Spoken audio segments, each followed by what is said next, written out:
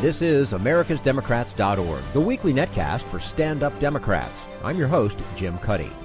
With Selma, Oklahoma, and Ferguson in the news, former LBJ aide Joe Califano says that 50 years after the Voting Rights Act, the rollback of civil rights is an outrage. Labor sociologist Chad Broughton examines the tragedy of a major American manufacturer moving to Mexico and blames it on NAFTA. And Bill Press talked with Union leader Lee Saunders about Governor Scott Walker's assault on working people. Are you tired of Tea Party Republicans and Rush Limbaugh dominating the airwaves? Do you want the facts you won't get on Fox or even on CNN? Then stay tuned. Our sponsor, 21st Century Democrats, works hard to get everyday Democrats involved in returning our party to its roots and to success at the ballot box. Sit back and listen, then stand up and fight. And follow 21st Century Democrats on Facebook for all the latest progressive news. We're glad you can join us. Joe Califano was Lyndon Johnson's top domestic advisor. He talks with us today about the monumental legislative achievements of the Great Society and about the outrage over Republicans rolling back civil rights gains. And we say hello to Joseph Califano, who was President Lyndon B. Johnson's chief domestic advisor and Secretary of Health, Education, and Welfare under President Jimmy Carter. He's also the author of a book, The Triumph and Tragedy of Lyndon Johnson, The White House Years, which is now reissued with new material. Joseph Califano, thank you very much for joining us today on americasdemocrats.org. Well, it's great to be with you. And it's nice to have you with us as well. You are one of the architects of Lyndon Johnson's Great Society, which peaked with incredible legislative victories 50 years ago. What should young people know about him that they don't today? What programs was LBJ responsible for that people perhaps now just take for granted? Well, I think, just look at it. In education, he passed the first aid to elementary and secondary education. Higher education, he passed the legislation and the work-study programs, the grants and loan programs on which 60% of the kids in college use to be able to go to college. In health, Medicare, which covers now about 60 million Americans, and Medicaid, which covers almost 70 million Americans, and pays for two-thirds of all the nursing home care in our country. In civil rights, he passed the 64 Civil Rights Act, prohibiting discrimination in public accommodations and employment, the 65 Act, the Voting Rights Act, and in 67, the Fair Housing Act. He in the environment, the first clean air law, the first clean water law, the first solid waste disposal law, the first motor vehicle pollution control law. And for those young people that, care about the arts, just think about this: the Kennedy Center, the Hirshhorn Museum, the National Endowments for the Arts and Humanities, which now, which have helped start and support 1,800 theater companies around the country, 800 symphony orchestras and chamber groups, more than 400 dance companies, and more than 100 opera companies, and the Corporation for Public Broadcasting, which Johnson proposed in 1967 and got Congress to pass. We now have 350 public TV stations and 900 public radio stations, and a whole host of consumer legislation. I think one other thing I should mention: immigration reform. When Johnson took office, there was on the books something called the National Origins Act of 1924. It essentially limited immigration to Northern Europe and the British Isles. Johnson got that law repealed and created a law which allowed immigration from all over the world. The impact of that: when Johnson was president, 85% of the immigrants to this country were from Northern Europe and the British Isles. Today, 85% of immigrants to the United States are from Asia, Central and South America, the Middle East, Southern Europe, and Eastern Europe, and Africa. That's a dramatic change, and we see it on the streets of any city, and we see it in rural areas. All you have to do is, that law has created the most multicultural society in the history of the world. How disappointing is it to see so many of the civil rights gains, especially voting rights, being rolled back by conservative courts and Congress today? Well, I think it's an outrage, and I think that hopefully I'm not involved in those cases, but those who want to see the full power of that Voting Rights Act of '65 in place until we really do get squared away, so that anybody that is reaches a certain age, as Johnson used to say, has the right to vote and votes. I think we have to get the sections of the Voting Rights Act restored, and I hope we can battle our way to get that done. In the new edition of your book, The Triumph and Tragedy of Lyndon Johnson, what pieces of history did you include that were never before known publicly? Well, it's interesting. Perhaps one of the most fascinating ones was when, after he was sworn in, and after Kennedy's assassination, Johnson was sworn in, and the plane took off to go to Washington. The first call the president made from the plane was to Rose Kennedy, John Kennedy's mother. The second call was to Dwight Eisenhower, and he asked Eisenhower to come to the White House the next day and meet with him. Dwight Eisenhower had been the last Republican president, a very esteemed one, and Eisenhower did come, but he said, I'm a military man. I'm more comfortable writing a memo for you. And Eisenhower wrote a memo. There was only one copy of it for him, Eisenhower, and a copy of it given to President Johnson. He asked the woman to whom he dictated the memo, and he scratched it up a little bit. That actual copy of it is in the book now as one of the appendices, to destroy all her notes. And I came across this at the LBJ library. It just, and nobody knew about it. I mean, nobody on the staff knew about it. It was quite remarkable, and in which Eisenhower, said have a joint session, go to a joint session of Congress. Tell them, the Almighty's put you in this position unexpectedly, but you're going to do everything you can. Develop good relationships throughout with all the, groups in the country as well as the Congress. It's quite a remarkable memo, and Johnson basically did almost everything that Eisenhower suggested. That's one thing. The other thing is, I did add the phone call between Lyndon Johnson and Martin Luther King on January 15th about voting rights in Selma was not known at the time I wrote the first edition of that book, and I added a section to deal with that. This was months and months ago. And there's a really moving letter from Lucy Baines Johnson, President Johnson's daughter, just saying that, as she put it, I made her father so real to her, she just cried and cried. And the book is warts and all. It's not just the pluses; it's the poxes, if you will, as well. And was recognized as such by in the review. The New York Times, for example, said it was Johnson leaps off the page in all his raw and earthy glory. But I think those things. The remarkable thing is the tapes were not available when I wrote the book, and everything about Johnson the quotes I had from my notes and what have you, all have been validated by those tapes. So I'm very proud of that. Mm-hmm. We're speaking with Joseph Califano, who was Chief Domestic Advisor under President Lyndon B. Johnson, also Secretary of Health, Education and Welfare under Jimmy Carter, and author of the book, The Triumph and Tragedy of Lyndon Johnson, The White House Years, which has been reissued with new material.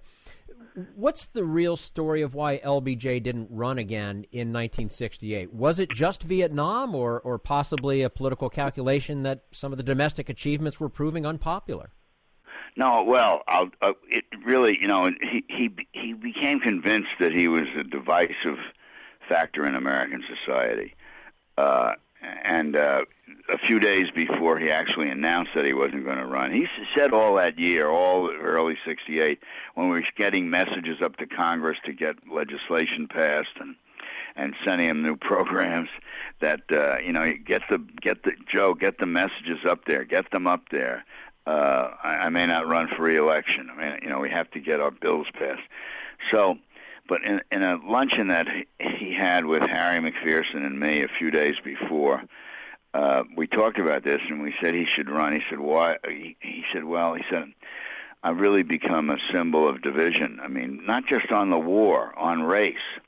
Race was the war was the issue that was played out on television and created enormous tensions in the country.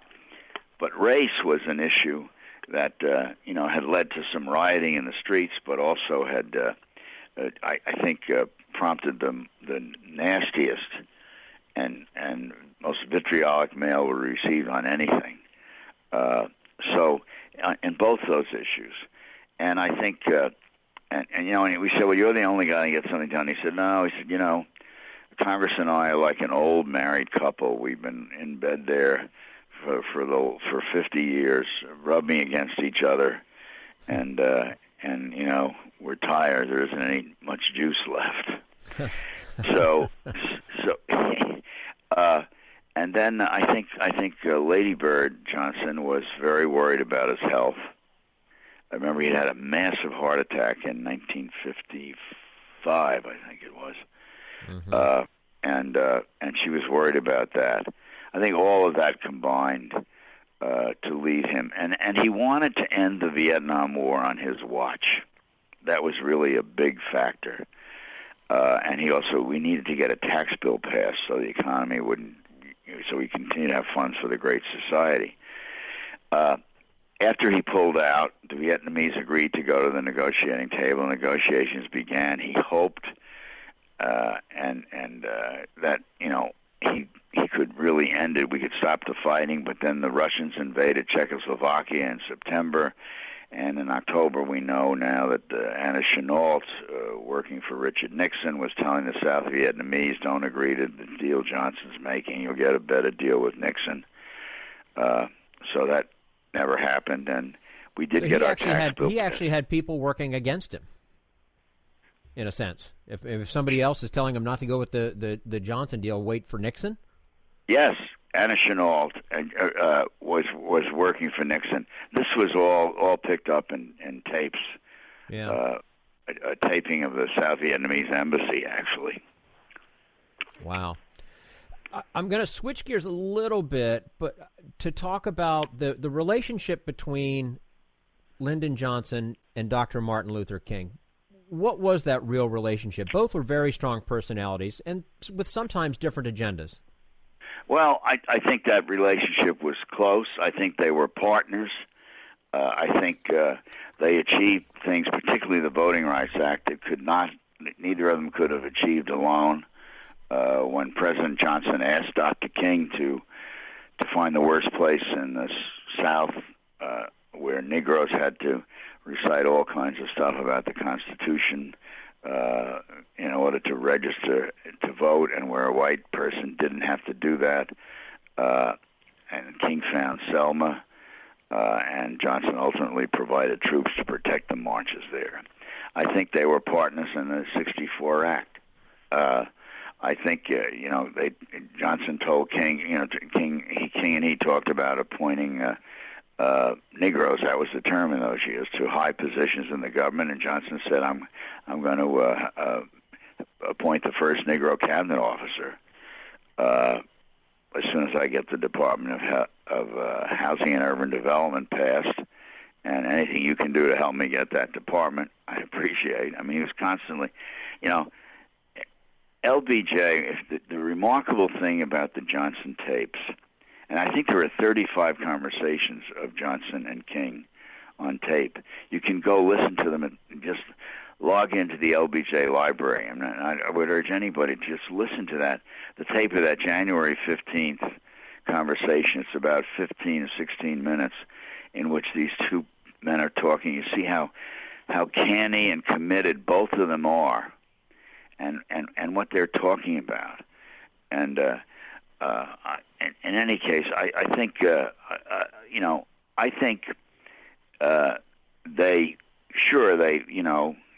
Johnson had a much bigger, as big as the world of civil rights was. He was trying to do a lot of other things. And he was trying to do a lot of things for what we would call today the middle class. He really did. Somebody said to me the other day that it was the greatest expansion of economic satisfaction and opportunity for the middle class in the history of the country during those years. But they were partners on the things they were trying to get done. And as I mentioned before, with respect to the Voting Rights Act, that is something they could do together. I don't think either of them could have done it alone. Okay.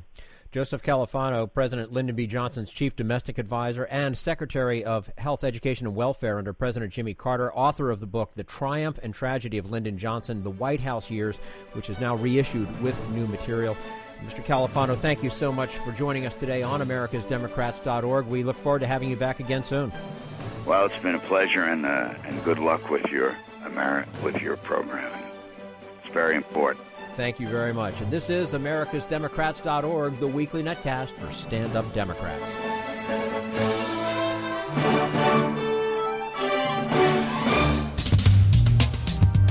We want you to sit back and listen, but we need you to stand up and fight. Do you want to get involved and help get our party back to its roots and to success at the ballot box? You can make your contribution to Democrats for America's Future and help us keep this show going and to elect Democrats who will stand up for democratic principles. Go to americasdemocrats.org and click on Donate at the top of the page. This is americasdemocrats.org, the weekly netcast for stand-up Democrats. There's a lot of controversy brewing over a new Pacific trade agreement, and labor expert Chad Broughton looks back on the negative effects of the NAFTA treaty. We'll talk to him about that in just a moment. Right now, we turn to Jim Hightower, America's #1 populist, for his common sense commentary. Rich people tend to live behind high walls with guarded gates. Then there are the uber-rich. They don't need walls and gates, for they isolate themselves from us riffraff the natural way, by buying their very own private islands. But holding the masses at bay is not the real reason that the swells lay out up to $30 million for these watery enclaves. Rather, says one luxury real estate expert, it's the ultimate I've arrived statement. Yes, but I would add that it's also a way for an overachieving super-richie to shout out to other richies, "See, mine's bigger than yours." These days, there's been a surge in sales of private islands thanks to the convergence of two economic forces. First came rising inequality, with the privileged few at the top taking ever more of the world's wealth. Second, according to a luxury property firm with a perfect name of Candy and Candy, prices for quality islands fell during the global financial collapse. Thus, a $50 million 43-acre island in the Lesser Antilles, with a plantation house, 2 cottages, a protected bay for your yacht, and a landing pad for your helicopter, can now be had for only half that. Before you grab your checkbook to purchase such a bargain, however, note that the price tag is hardly the total tab. Annual upkeep on your paradise can easily run $300,000. All that for a getaway you might only get away to for a few weeks a year. Yet, with the income gap continuing to widen into a chasm, the number of those with the money to splurge on such ego-boosting baubles is expected to grow from 200,000 to about 250,000 in the next 2 years.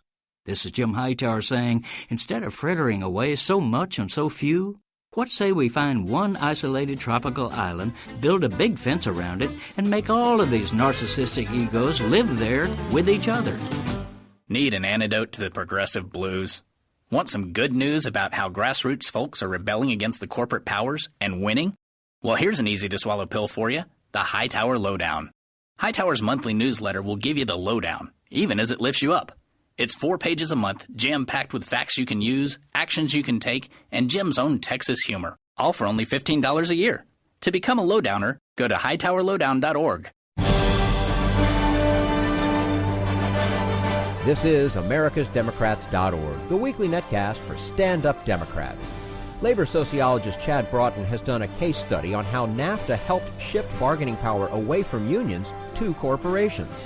And we say hello to Chad Broughton, his senior lecturer in public policy studies and academic director of the Chicago Studies program at the University of Chicago. He is the author of a book about the deindustrialization of America called Boom, Bust, Exodus, the Rust Belt, the Maquilas, and a Tale of Two Cities. Chad Broughton, thanks very much for joining us today on americasdemocrats.org. Well, thanks very much for the invitation, Jim. Well, nice to have you with us.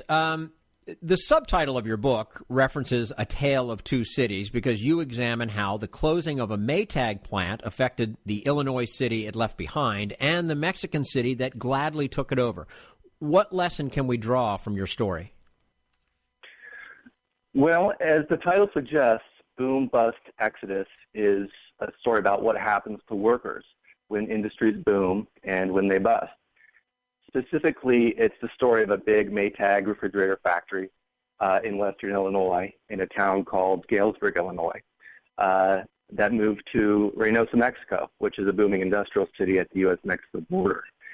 And I found that a lot of books about globalization focus on, the big ideas, the big debates, and that's great, but we only get a fuzzy sense for what globalization means in the actual lives of people. So as a sociologist and as an ethnographer, someone who studies people, communities, and cultures, I really wanted to connect the big social and economic forces swirling around us to the day-to-day lives of real people. And the other thing I wanted to do was to examine globalization's impact over time. If we hear about a plant closing on the news, it's usually, a sad story about the closing itself. But what I wanted to show is how people respond not just in the moment of that trauma of job loss, but how they adapt over time. And this was a long project. I spent a decade following the lives of people in both Galesburg and Reynosa. So it's not just a story about the trauma of job loss, but also a story of resilience and change. NAFTA, the North American Free Trade Act, did that hasten the decline of the blue-collar labor force in the U.S.? Oh, yeah, without a doubt. Basically, what NAFTA did was to speed up economic globalization in North America. What the trade agreement did was made it easier for big companies to leave the U.S. and invest in Mexico. For example, it gave American companies legal protections for their investments and also protections from regulations in Mexico. So in 1994, when NAFTA was implemented, you saw a further shift in bargaining power away from unions and toward multinational corporations. I tell the story in Galesburg that goes back into the 50s and 60s when, the unions came to the bargaining table as equals with companies. Admiral, which was what this factory was owned by, the company that it was owned by at the time, had no choice but to give ground or they would face a strike.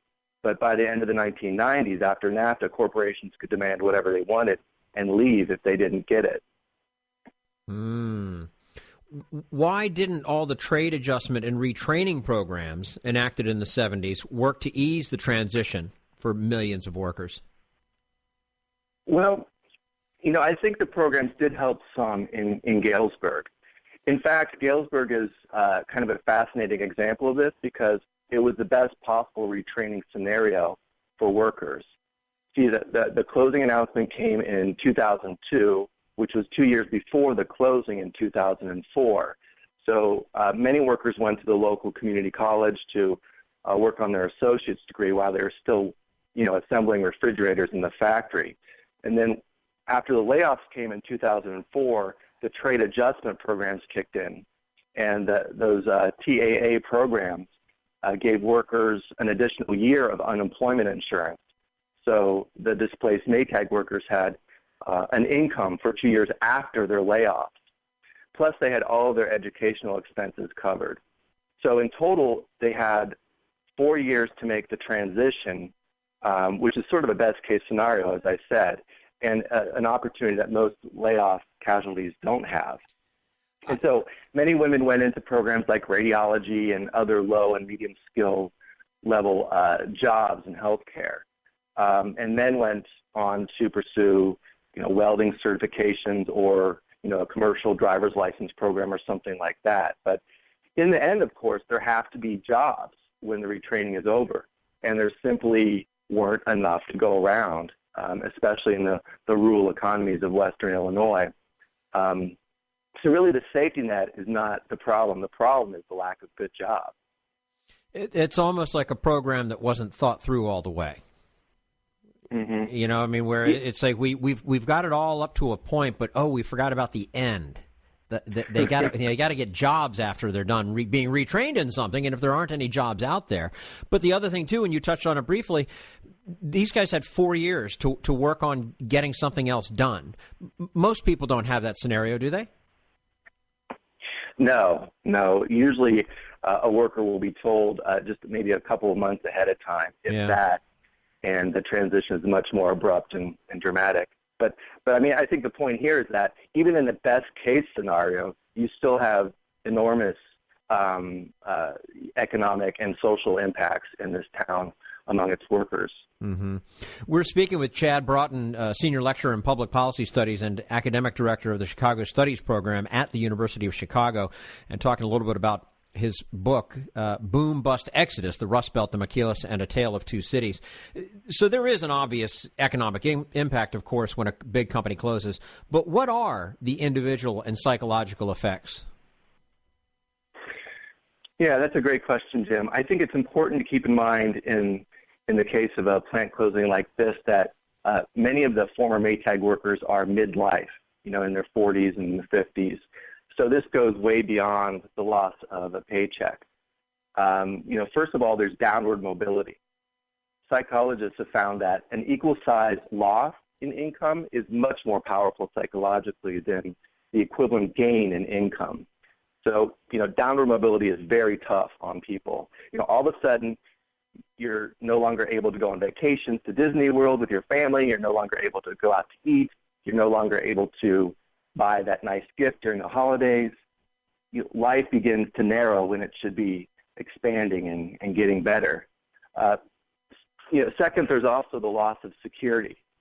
A lower standard of living halfway through life is very tough, but what might be even tougher is losing the security of lifetime health insurance or your retirement pension. It's incredibly unsettling, I think, when your future and the future of your family is up in the air. Mm-hmm. And that's all too common today. And then I think the third kind of psychological impact that I mentioned is that it takes a lot of time to adapt, a lot of time. And that's why, kind of looking at this, the effects of this layoff over a decade was really useful for me. Former Maytag workers compared coping with their layoffs to the grieving process. Something like denial, anger, bargaining, depression, and finally acceptance. And so with a lot of the former workers at the factory, there was acceptance, but it took a lot of time. People kind of settle in and make the best of it. And sometimes, even find work that is, even if it's less, the pay is less, it's more meaningful. So, for example, there's a woman named Jackie Cummings who now works with the elderly in a local hospital, and she loves it, but she's making less money. And she probably would go back to the factory, she says, if she could, but she has this kind of very meaningful but near minimum wage job now. Mm-hmm. So she has more purpose in her life outside of the paycheck. Mm-hmm. Yeah. Right, but it's sort of more purpose in her work life, but more insecurity in her home life. Yeah. Now, with zero net job growth in the 2000s, what is the outlook for the return of manufacturers to the United States? Yeah, so that's a really an amazing statistic, I think. Zero net job growth in the 2000s, and in the 2000s. That's just unprecedented since these numbers were first collected. And it's been devastating to the middle class and the working class. And as you mentioned earlier, this is the main issue facing America, jobs. And politicians, I think, need to step up and give it more attention. Seems like we only get lip service on this. on jobs and never any action. But that is overall job growth. In manufacturing, it actually was much worse.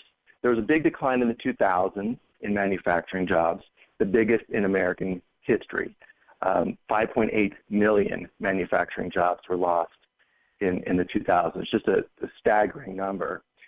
Fortunately, we still have 12 million manufacturing jobs left in the U.S., and we've actually had modest job growth in manufacturing in the last year or so. Some companies have even been reshoring jobs from foreign countries. Companies like General Electric, Caterpillar, Ford, Apple, and even some automakers are now kind of saying that seeking out low-wage countries was the wrong corporate strategy. It's hard to say how robust this recovery will be in manufacturing, but at least it's going in the right direction right now. Now, if I heard you correctly, you're saying corporations are showing a heart?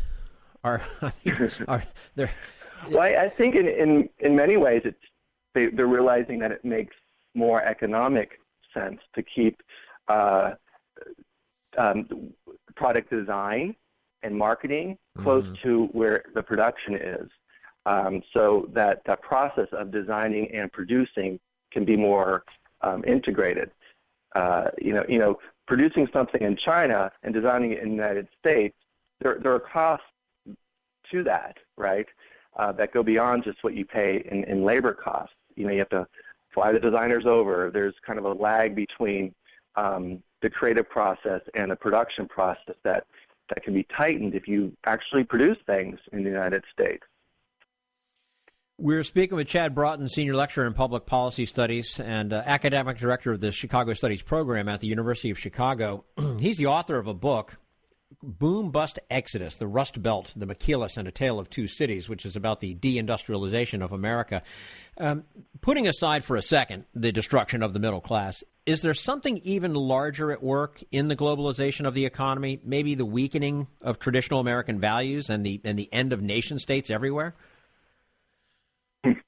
Yeah, that's an interesting question, Jim. I think in Galesburg, at least from what I've seen, you see more continuity than change. People are very neighborly. This is sort of middle America. They're very connected to their families, their churches, and their communities. The job losses have been difficult, but most people, and this surprised me actually, have stayed. People stay put if they can. And this is something Adam Smith said, writing at the beginning of the Industrial Revolution in The Wealth of Nations. He said something like, "A man is of all sorts of luggage the most difficult to be transported." People like to stay put, especially those in midlife in these small cities where the cost of living is so low. So I wouldn't pin the problem necessarily on the weakening of traditional American values, but rather in the realm of public policy. Now, you contend that the problem is largely that public policy is made strictly for the benefit of the elites in our economy. Are there no longer any political consequences for having destroyed the middle class? Yeah. Well, gotcha. People in Galesburg, yeah, that's a great question. It's interesting because people in Galesburg generally vote Democratic. They weren't very enthusiastic, though, in the last election. I think people in Galesburg and across the Rust Belt, see policies from both parties benefiting elites. And I think a more populist economic message would resonate with people in Galesburg, a stronger message about fighting for people who are being left behind in the new economy. But, I think this question, Jim, gets us to two more fundamental political problems, that of gerrymandering. Yeah, gerrymandering of House districts, and also the influence of big money corrupting our political system. Because to me, these are the two problems at the root of the failure of our democracy in recent years. But, people in Galesburg and elsewhere are disillusioned with the political system, largely because of this issue of jobs. There's that polling question about whether we're headed in the wrong direction or not as a country. Well, this is one of those places. Galesburg, Illinois is one of those places that says, yes, we're heading in the wrong direction. there's a feeling that corporations, politicians, and even their unions have betrayed them. These are people that have seen a reversal of the American dream, not just stagnant wages, but downward mobility, and they've lost faith in it. And that kind of distrust in society's institutions and its founding values isn't good for anyone. No, and sobering to think about because, who knows? I mean, as you brought out or pointed out, there are corporations that are now starting to possibly see it a little bit differently, and hopefully that continues and things do get turned around. Right. I hope so, too. Chad Broughton, Senior Lecturer in Public Policy Studies, Academic Director of the Chicago Studies Program at the University of Chicago, joining us today on americasdemocrats.org. He's the author of a book, Boom, Bust, Exodus, The Rust Belt, the Maquilas, and a Tale of Two Cities. Chad, thank you so much for your time with us today on americasdemocrats.org. We look forward to having you back again soon. Well, thanks so much, Jim. I was pleased to be here. We appreciate your time. And this is americasdemocrats.org, the weekly netcast for stand-up Democrats.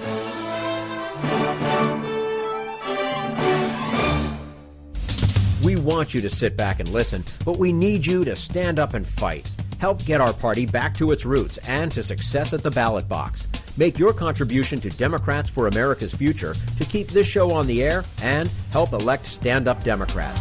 Go to americasdemocrats.org and click on Donate at the top of the page. This is americasdemocrats.org, the weekly netcast for stand-up Democrats. And now, Bill Press and his guest, Lee Saunders, president of the American Federations of State, County, and Municipal Employees. The good men and women of AFSCME under President Lee Saunders making America happen. You bet. And you can check out more about their great work at their website, AFSCME.org, AFSCME. If you have any question, go to AFSCME.org. Or you can just ask their president, Lee Saunders, who joins us on our newsline this Friday morning. Brother Lee, good morning. Good morning, Bill. How are you? I'm doing good. Thank you. And thanks for your time this morning. I want to start out with Scott Walker. I mean, I hate to use those two words there to start off the day, but people are looking at him as his presidential candidate, but meanwhile, he continues to tear down not only the organized labor movement in Wisconsin, but the economy of the state of Wisconsin with the latest signing this right-to-work law. Tell us about it. Well, I mean, Scott Walker is Scott Walker. I hate to have to talk about him so early in the morning, but he's going to sign a right-to-work bill into law on Monday. I really believe, Bill, that Scott Walker and politicians like him are starting to overreach. You've got to ask the question, what will this mean for not only union members, but for the middle class? And unions are a key part of the middle-class economics. I mean, there's a direct correlation between the strength of unions and the strength of the middle class. When unions are on a decline, then the middle class is deteriorating. And he is adding to that problem. But let me tell you this. I may sound a little crazy, but I'm optimistic. I think that these attacks from Scott Walker and folks like Scott Walker, I really think they're going to backfire in the long run. I believe that there's a national story that's unfolding about why unions are the answer to today's rigged system that really is punishing the middle class right now. And I think in 2016, voters are going to wake up. We're organizing and educating and mobilizing in our communities right now, and they're saying enough is enough, and they want to have a fair shot at the American dream. Well, some people don't understand, President Saunders, what right to work means. It's got that pretty title, right? Oh, of course, everybody should have the right to work. But in reality, what does it mean for workers? Well, it means that you don't have, even if you're in a bargaining unit and the union is the exclusive representative of workers, you still do not have to belong to the union. You don't have to pay dues, yet you receive the benefits. You receive the wages that are negotiated, the wage increases, the benefits that are negotiated. You have to be represented by the union. So you're reaping all of the benefits and not paying into the union, and that's wrong. I mean, that's just like saying if you disagree with the president of the United States and you didn't vote for him, then you don't want to pay taxes, and you don't have to pay taxes. And that's not the way our system operates. But it's clear that there is an attack on unions across this country, and it's led by Scott Walker and folks who think like him, who are supported by the billionaires who want to see us out of the picture completely. They don't want to hurt us. We've got a bullseye on our back. They want to take us out of the picture completely because we stand in their way, and we can't let them do that. And that's why it's so important that we communicate the importance of unions, what it means to the middle class, and the attack not only on union members but working families across the country. So it encourages people to be workers to be freeloaders, if you will, as you point out. But also, hasn't history shown that in state after state where they've enacted right-to-work laws, wages go down and workers don't, they suffer because of it, I guess is what I'm trying to say. Well, working families suffer, wages go down, communities suffer because wages are going down. We have a major problem in this country right now because wages are stagnated for the overwhelming majority of workers, and they have not seen wage increases. As a matter of fact, in many areas, wages are actually going down. If you look at you look at inflation, you can't argue with this fact. On average, union members make $207 more per week than non-union members. Okay, so there is a direct benefit when you belong to a union, but there's also a benefit if you don't belong to a union, because when union wages rise, then automatically wages of other folks will rise also. So it benefits everyone. But this is an attack on working people, pure and simple, and it's being funded by folks like the Koch brothers and the billionaires and the corporations who are out to destroy one of the few remaining pathways to the middle class. I was reading, we're talking again with President Lee Saunders, president of AFSCME at AFSCME.org, AFSCME.org. I was reading yesterday, President Saunders, this issue of the New Yorker, that in terms of income inequality, or the president calls it middle-class economics, that the United States has the widest gap between the rich and the poor of any industrialized, any Western nation. I mean, it's hardly something to be proud of. What can we do about that? Well, I think that, number one, you need a strong labor movement in this country, which provides the opportunity for workers to have, a fair shot to get wage increases and level the playing field. So that's the first thing. The second thing is that we've got to organize in our communities. We've got to have our partners talking about this issue. We've got to have validators talking about the fact that it's unfair for these Wall Street types and the corporations to earn all of this money and that wealth gap being so large, while working families in this country are continuing to suffer. That is not a healthy situation. Anybody with the right mind should understand that. And we've got to figure out ways in which we can support working families, grow their wages so they have a chance at the American dream. President Saunders, I don't know whether you had we haven't chatted earlier this week, so I don't know whether you had a chance to get down to Selma last weekend for the 50th anniversary, but I thought of you and other friends in the labor movement that of the deep connection between the civil rights movement and organized labor, very much a part of it, and you and I have talked about that before. How do you see that? Tell us about that connection. Well, it's a very strong connection, especially with AFSCME. Most of your listeners know that we had a major strike in 1968 in Memphis, Tennessee. Right. 1,300 sanitation workers. Dr. King traveled to that strike supporting those striking workers because he understood the connection between economic rights and civil rights and labor rights and human rights, and he gave his life in support of that strike.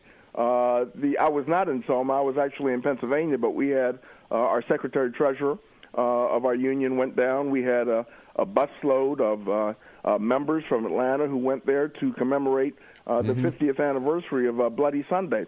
We've got to continue to rebuild and develop the relationships that existed and that continue to exist with the labor movement, civil rights organizations, the faith-based community, students, retirees. That's what's happening across the country. You have so many folks that are saying what is going on is so wrong, and we've got to come together like never before. We've got similar interests, and we've got to come together and fight back. And I know when you've been in the studio here and at other places, we've had a chance to talk about when you look at, I mean, the deep recession of 2008, and now maybe we're full into recovery, or at least we're heading in that direction. But among the people who were the hardest hurt were public employees at the city level, the state level, the county level, across the board. Teachers and police and firefighters, a lot of your members. Have they started to come back? Are those jobs coming back now? What's the status? Well, I mean, we are in negotiations in a number of areas across the country where the state budgets are a little bit healthier than they were before. Mm-hmm. So we believe that workers should share in that kind of prosperity and the economic upturn that is occurring. But that's not happening right now. What's happening is that you've got the top 1% who want more power and wealth at the expense of those 99% who are trying to play by the rules every single day. I mean, there was an article, and I think it was in the New York Times, you might have seen it, Bill, where the bonuses of these Wall Street types was, I mean, I can't even remember what the figure was. It was just amazing to me. And our people don't even make that kind of money yearly. I mean, and these folks are making these kinds of bonuses. So the system is rigged, it's unfair, and it's up to us to stand up and fight back and collectively say that this is wrong and this is not the kind of country that we must be. Now, let me also say this. I mean, there is really, and I really have a sense of optimism. I mean, we've taken our hits, AFSCME has, as far as our union, where Scott Walker's attacked us in Wisconsin. We've been attacked in Michigan with Snyder and Right to Work. But you know what? We're still organizing, and people still want to be a part of the trade union movement. So we've actually organized 100,000 new members into our union since last year. Whoa. And so that just shows you that there is a need out there, that there is a willingness to join collectively and make your voices heard. That's the only way to do it. Just keep fighting, fight back, and keep growing, right? Yeah. That's exactly right. All right. And under your leadership, we'll continue to do that. President Lee Saunders from AFSCME. Again, you can check out their work at AFSCME.org. Brother Lee, thanks so much. Good talking to you, All Bill. right. See you soon. Thank you. Lee Saunders, one of the great labor leaders of this country there, with the members of AFSCME. Again, the largest public employee and healthcare workers union in the entire country. That's all for americasdemocrats.org. Thank you to all who made today's show possible. Joe Califano, Chad Broughton, and the entire Bill Press team. And thank you for listening. If you liked what you heard, please get involved in our efforts to keep this show going and to elect Democrats who are bringing the party back to its roots. Go to americasdemocrats.org and click on Donate at the top of the page. And be sure to find 21st Century Democrats on Facebook. For americasdemocrats.org, I'm your host, Jim Cuddy.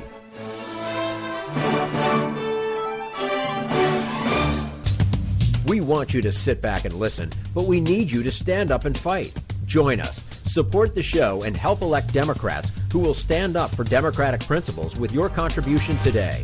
Go to americasdemocrats.org and click on Donate.